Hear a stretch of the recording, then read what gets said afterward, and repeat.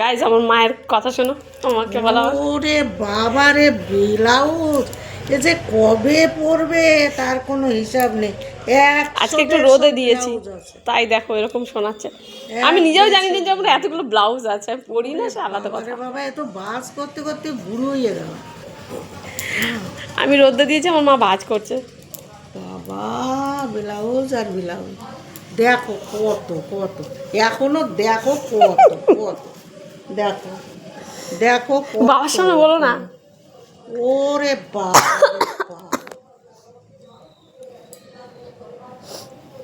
বাবা, এইটা ফেলে দিব। তুমি এই ব্লাউজগুলো দেখো, এগুলো আজকেরই শুধু না, এগুলো হচ্ছে পুরনো পুরনো ব্লাউজগুলো। পুরনো পুরনো তাই তো, সব তো নতুন রয়েছে।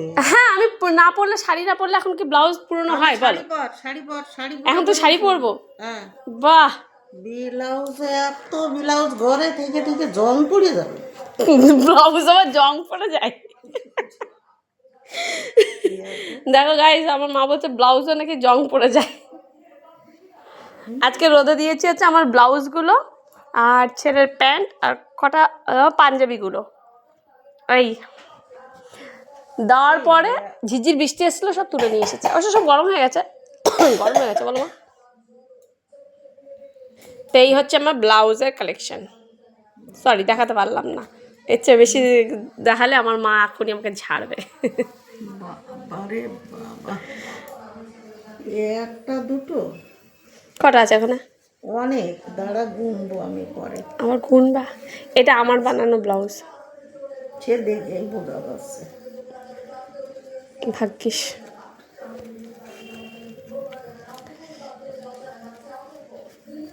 এটাও ভালো লাগছে দেখতে। সুন্দর লাগে না? আমার ব্লাউজগুলো খারাপ না, কিন্তু কোনটা ছেড়ে কোনটা পরবো? একটা শাড়ির সাথে একটাই পরা যায়, সবগুলো কি আর পরা যায়? তাহলে এই ব্লাউজটা কবেকার বলো তো? তোমারটা আছে এখনো? তাহলে আমারটা মনে তো নসিব দিয়ে দিচ্ছে।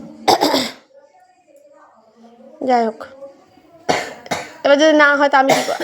আমার তো আর কাউকে দেওয়ার মতো নেই, আমার পড়ার পাবলিকগুলো নেই কেউ।